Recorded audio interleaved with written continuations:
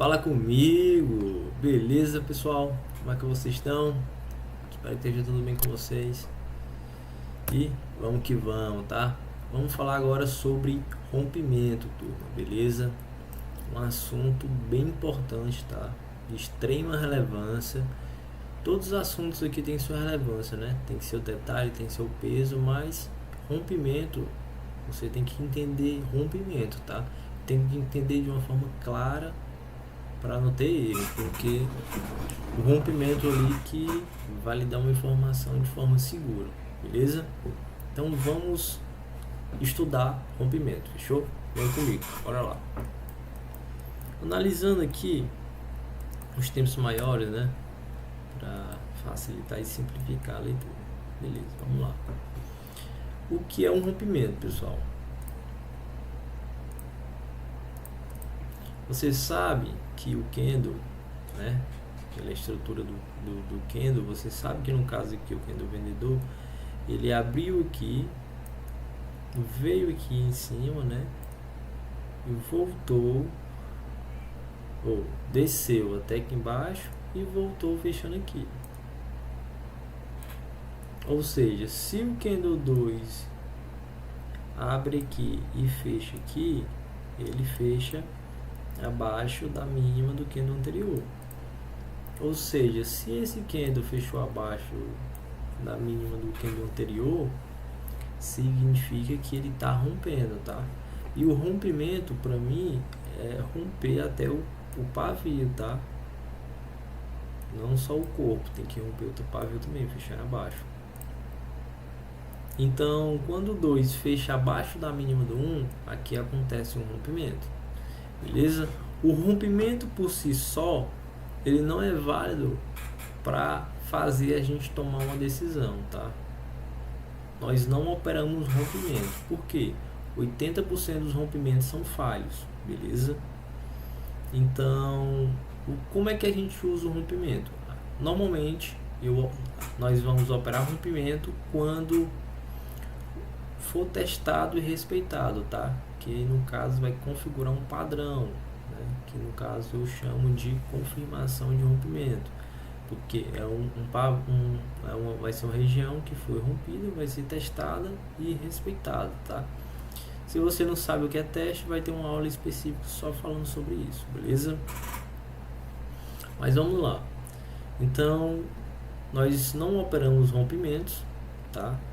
Mas usamos os rompimentos para conduzir a operação. Vamos supor que nós estamos vendidos.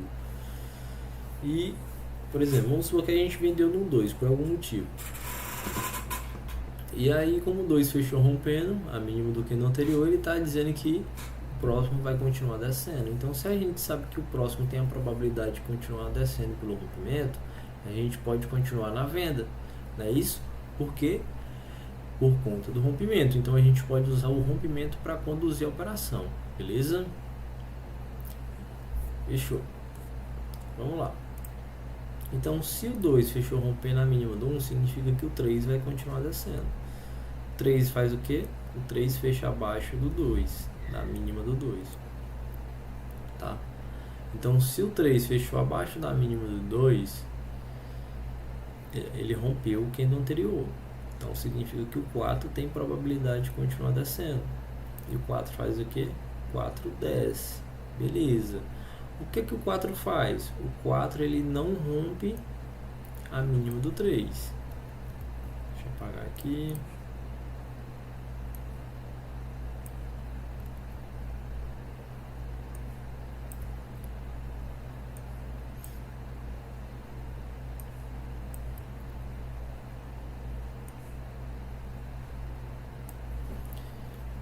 O 4 ele não rompe a mínima do 3, né?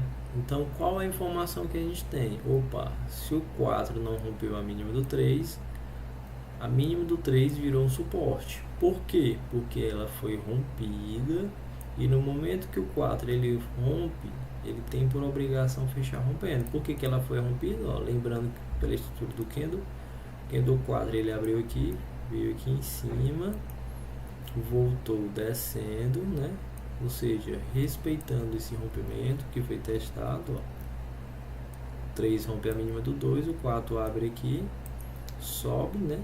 Subindo aqui, rompendo para cima, no caso negando, né? Mas vou falar isso mais à frente. Ele sobe, né? E rompe, porque como ele está aqui em cima, ele está rompendo. Então ele volta, desce, ou seja, se ele voltou descendo, ele está respeitando a mínima do 2, ou seja, está respeitando esse rompimento. E volta, fecha, ou rompe a mínima do 3, né? E volta fechando aqui em cima dela. Ou seja,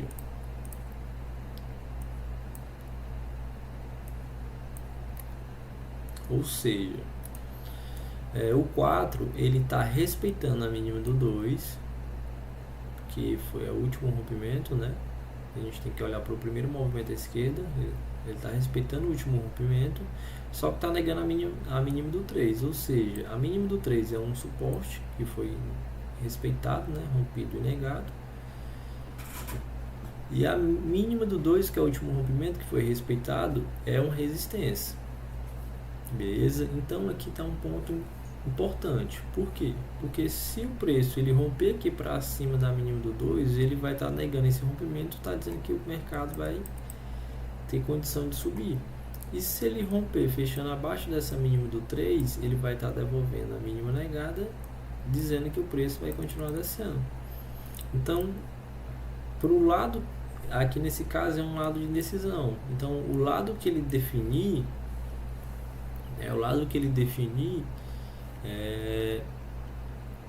vai dar um ponto de entrada para a gente, tá? Só que, claro, o 5 tem mais probabilidade de descer pelo fato do 4 estar trabalhando abaixo do último rompimento, né? Que foi respeitado. Ou seja, ele já estava dizendo que o 5 iria descer. E aí, como o 5 ele fecha abaixo da mínima do 3, ele devolve essa mínima negada, né? Porque o 4 ele rompe a mínima do 3 e volta fechando acima, está negando, virou um suporte. Como o 5 fecha aqui abaixo, ó, como o 5 fecha abaixo do 3, ele devolve essa mínima negada, né? Fechando abaixo, então está dizendo que o preço vai continuar descendo. Ou seja, se fosse para entrar pelo 15 minutos aqui, a venda no 6 seria uma boa venda, tá? Por quê? Porque a gente já está usando o quê? A gente está usando o rompimento como informação para continuar descendo. A gente viu que rompeu, o 4 respeitou o rompimento e o 5 devolveu a mínima aqui que foi negada, né? E como rompeu, definiu que ia continuar descendo. Aí beleza, a gente vendeu no 6. A gente vai conduzir só pelo rompimento. Então a gente vendeu no 6. Como o 5 fechou abaixo do 3, né? O 6 é para descer, beleza. O 6 desceu e rompeu a mínima do 5. Como o 6 rompeu a mínima do 5, o 7 é para descer. Já que rompeu. Então o 7 faz o que? O 7 desce, rompe a mínima do 6, vai lá em cima, né? Testa a mínima do 5, que foi o último rompimento, e volta fechando abaixo. Ou seja, o 7 era para descer, não desceu, mas também está respeitando o último rompimento. Apesar de estar negando a mínima do 6, está respeitando o último rompimento. Então esse ponto aqui é o mesmo ponto aqui, ó. É o mesmo padrão, só que de uma maneira diferente, entendeu? Ou seja, está respeitando o último rompimento. Enquanto estiver abaixo do 5, eu não tenho motivo para sair da minha venda, porque ele está abaixo do último rompimento. Eu sei que a mínima do 6 virou um suporte, né? Ou seja, eu tenho que aguardar o preço decidir se vai romper a mínima do 6 para continuar descendo ou se vai romper a mínima do 5 para subir. Então, se no caso ele fechasse acima do 5, eu teria que sair da venda, tá? Mas beleza, tá abaixo do 5, então ainda assim tem condição de descer. O 7 era para descer, não desceu, mas está respeitando o rompimento. Então, nesse caso, a gente tem que aguardar o 8 para saber se o 8, o que é que ele vai dizer, né? O que é que ele vai dar informação pra gente, se ele vai descer ou se ele vai subir. E o 8 faz o que? Deixa eu ver aqui a movimentação dele.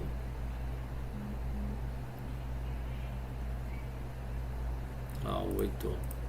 Primeiro o 8 subiu, né? Depois ele desceu e fechou aqui. Ou seja, ele está respeitando o rompimento de novo. Apesar de estar negando a mínima do 6, ele está respeitando o rompimento de novo. Esse 9 aqui tem condição já de descer, tá? Mas a gente também teria que aguardar o 9 fechado. Não tem, enquanto tiver acima do 5 ou abaixo do 5 e acima do 6, não tem o que ser feito. Aí depois que o 9 fecha abaixo do 6, né? Ele fala que está trabalhando abaixo do último rompimento, tem a condição maior de descer. Então, como o 9 fechou abaixo do 6, eu devolvo o mínimo negado, demonstrando que o 10 vai continuar descendo. Então a gente vai conduzindo a nossa operação com base nos rompimentos. Por isso que é de extrema relevância, você tem que treinar esse rompimento. Prestar atenção, né, nos rompimentos, se foi negado, se foi testado, se foi respeitado, tá? Por quê? Porque você tem que dominar isso aqui, pessoal, para saber onde é que o preço está de fato, se tem um suporte, uma resistência, qual o ponto ali, entendeu? Se dá para continuar conduzindo a operação. E o que é que eu aconselho? Você vai estudando, botando traço aqui em cada rompimento, cada mínimo, e vai vendo o que aconteceu. Rapaz, fechou abaixo, não, fechou acima, tá respeitando, tá negando, tá? Beleza, continuando aqui, ó. Eu tô fazendo a leitura pelo 15 para simplificar, né? Porque se eu fosse botar o 5, é a mesma coisa, só que muito mais gráficos, tá? Aqui é uma forma mais limpa aí de vocês enxergarem. Porque ali os 5 minutos é como fosse o ruído, né? Aqui é a clareza, aqui o 15 minutos. Um movimento limpo. Beleza? Espero que vocês estejam entendendo, tá, galera? Se não estiver entendendo aí, assista de novo a aula, porque é de extrema importância aqui esse conteúdo, fechou? E se mesmo assim continuar com dúvidas, manda a sua dúvida para mim, que com certeza ela vai ser sanada, beleza? Vamos que vamos. Então, beleza, como o 9 fechou abaixo do 6, ele devolve essa mínima negada, né? Que já é um padrão, que mais na frente eu vou fazer uma aula com vocês só sobre padrões, tá? Que é uma forma de simplificar ali a leitura, né?